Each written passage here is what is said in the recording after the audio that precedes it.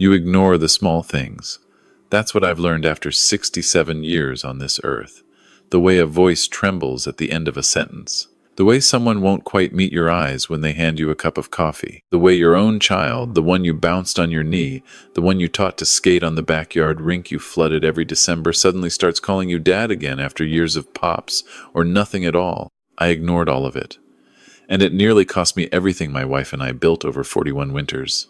My name is Gordon Whitfield. I'm a retired structural engineer from just outside Kingston, Ontario.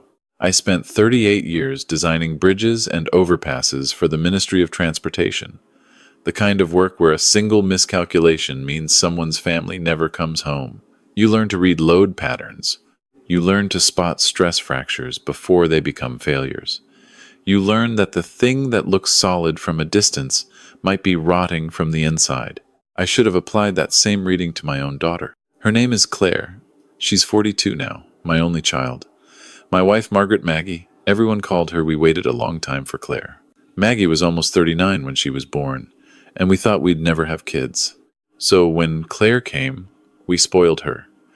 Not with things so much as with forgiveness. Every scraped knee, every bad report card, every missed curfew, every bounced check in her 20s, we forgave it all because she was the miracle we'd prayed for. Maggie passed in the spring of 2023.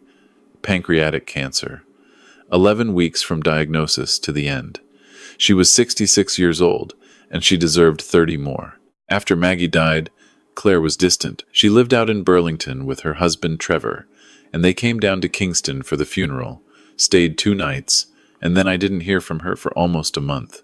Trevor sent a card. Claire sent a text that said, "Thinking of you, Dad." That was it.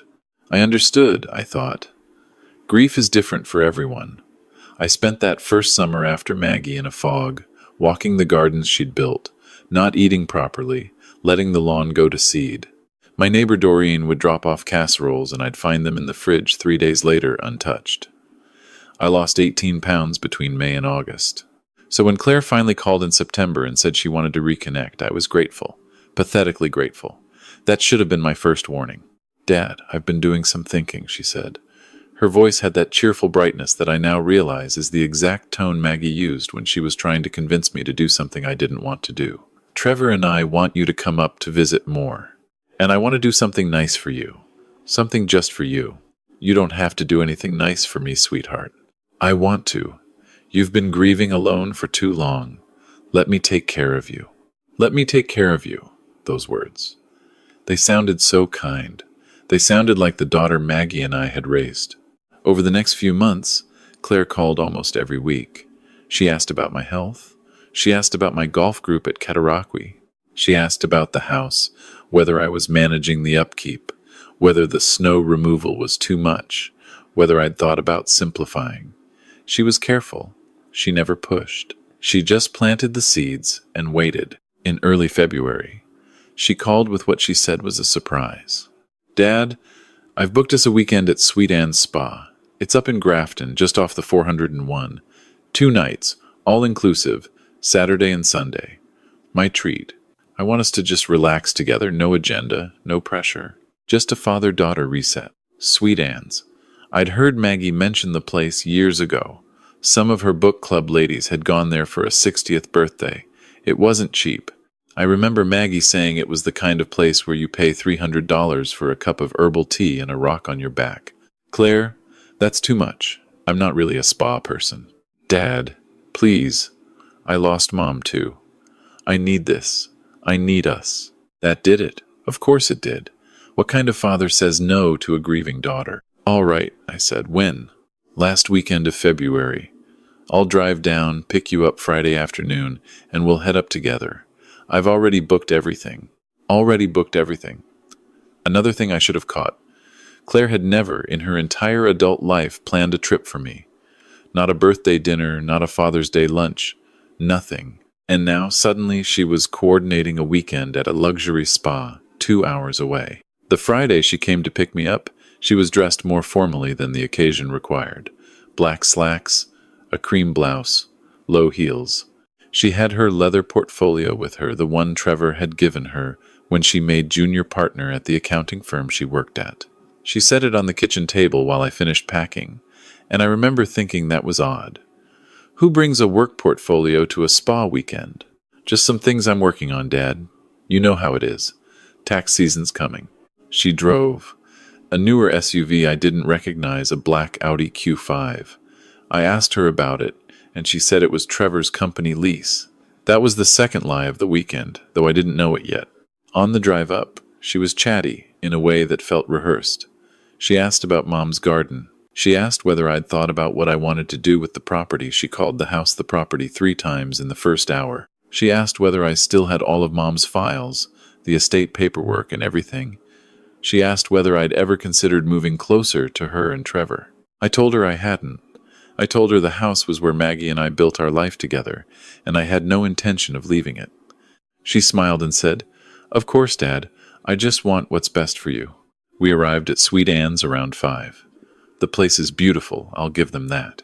It's on a ridge overlooking Lake Ontario, with stone buildings and wood-fire cedar pools, and the whole thing smells like eucalyptus and balsam. We checked in, Claire handled everything, and the receptionist, a woman in her late 50s with gray hair pulled back in a low bun, gave me a long look when Claire signed the guest register on my behalf. "Mr. Whitfield," she said, "is this your first visit with us?" "It is." "I see. Well, please, if you have any questions at all during your stay, come to the front desk and ask for Linda. Any questions? About anything?" She held my eyes for a beat longer than was necessary. Claire was turned away, looking at a rack of robes, and didn't notice. That was the first thread, a receptionist named Linda, telling me to come find her if I had any questions, about anything. Dinner that night was quiet.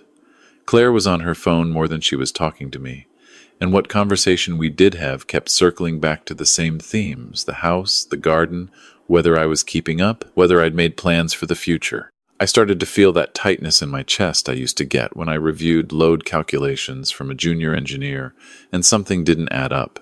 After dinner, back in my room, I opened my overnight bag and realized Claire had packed my reading glasses for me. I hadn't asked her to. She'd gone into my bedside drawer at some point while I was in the shower getting ready to leave. I stood there, holding those glasses for a long time, wondering what else she'd looked at. Saturday morning, Claire knocked on my door at 7:30. She was dressed in the spa robe, cheerful as ever. "Dad, I booked us the couple's renewal package. Massage at 9, then a meeting with the wellness consultant at 11, then lunch, then the hot pools." "A wellness consultant?" "It's part of the package. They do a full intake, your health, your goals, your lifestyle. It's very thorough. Trevor and I did one last year in Collingwood. It was actually really useful. The massage was at 9.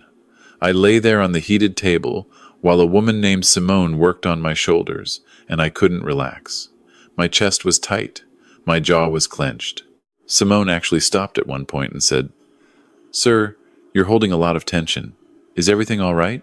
"Fine," I said, "just not used to this." At 11:15, I used the washroom off the main change area, and when I came out, I took a wrong turn on purpose.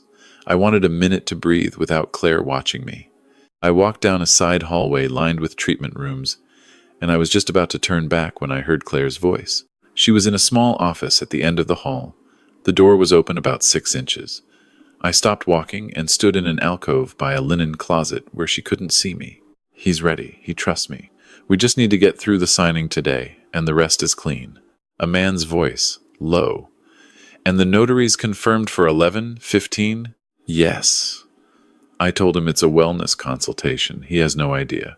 "And the power of attorney language is broad enough?" "Because last time, it's broad enough. Dad signed Mom's will without reading it. He'll sign this the same way. He always does." My knees almost buckled. I don't remember the walk back to the main area. I remember my hand on the wall.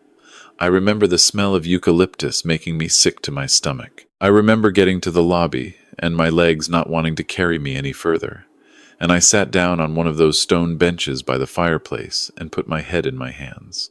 And that's when Linda appeared. She crouched down in front of me, one hand on my forearm, and she spoke in a voice so quiet I almost didn't hear her. "Mr. Whitfield, look at me. You don't have much time. Whatever they're about to ask you to sign, don't Don't sign anything. Do you hear me? Not one single paper. I stared at her. My mouth was dry. How did you... There's a back exit through the mudroom by the cedar pools. Your daughter's car is parked in the main lot, but there are cabs that run up from Coburg. I can call one for you right now.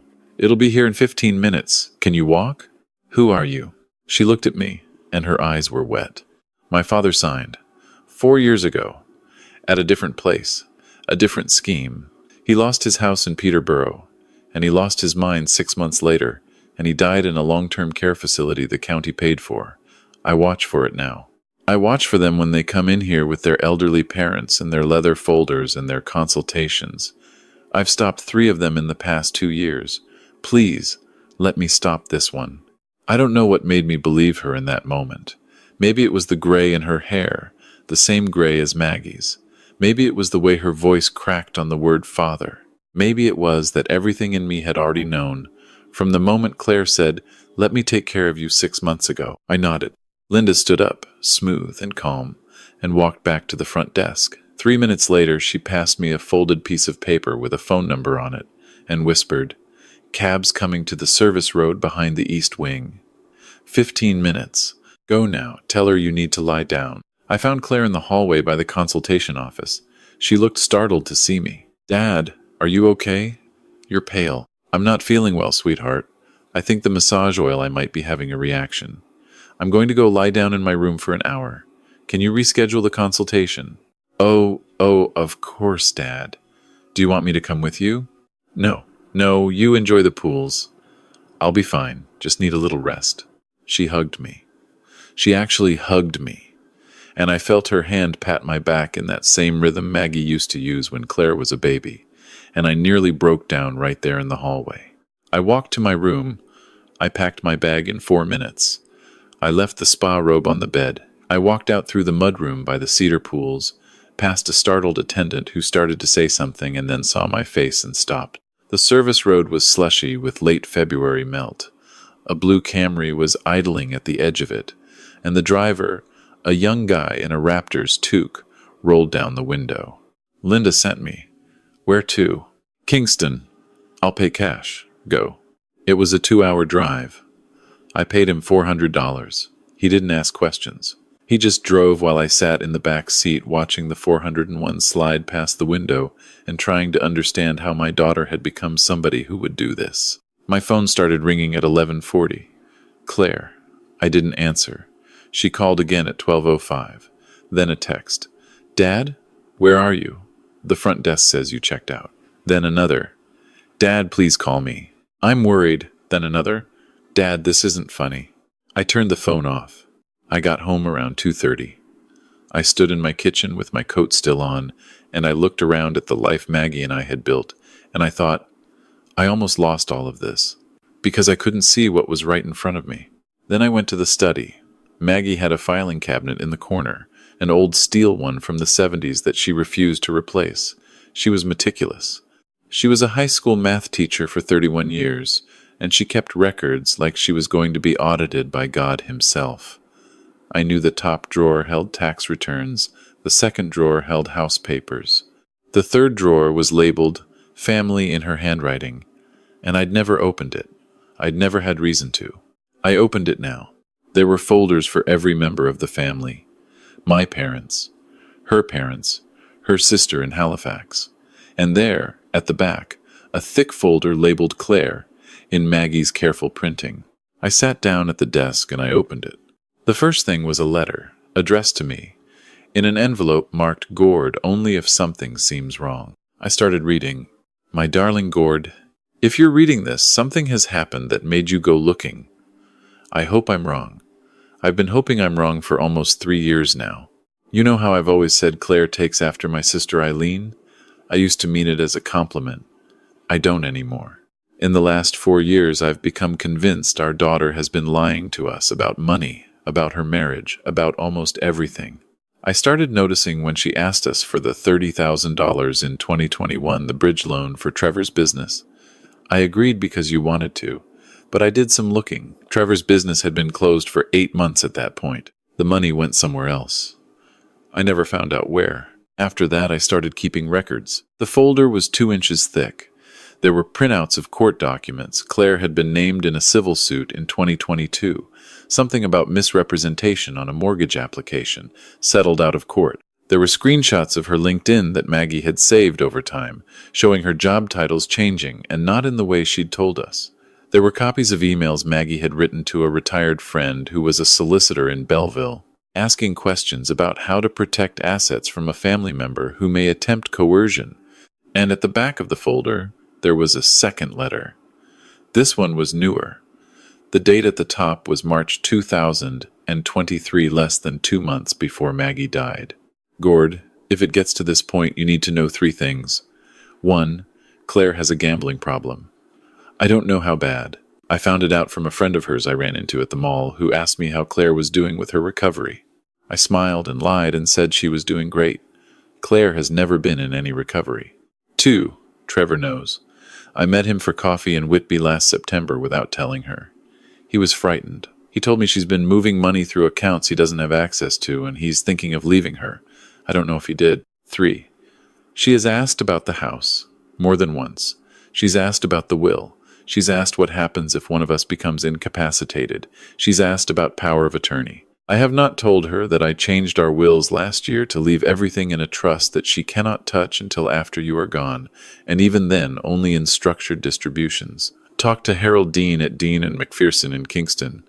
He has everything. Gord, I love you more than I can say. Protect yourself. Our daughter is not the girl we raised. Something went wrong in her, and I failed to stop it, and now it falls to you. All my love, forever. Maggie. I put the letter down on the desk and I wept. I wept for a long time.